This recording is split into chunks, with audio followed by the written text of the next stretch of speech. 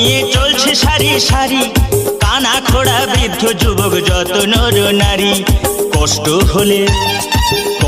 হলে চলে যাবি রে, সেখানে ঢালতে হবে শেওড়া ফুলির জল। এই কষ্ট হলে চলে যাবি রে, সেখানে ঢালতে হবে শেওড়া ফুলির জল।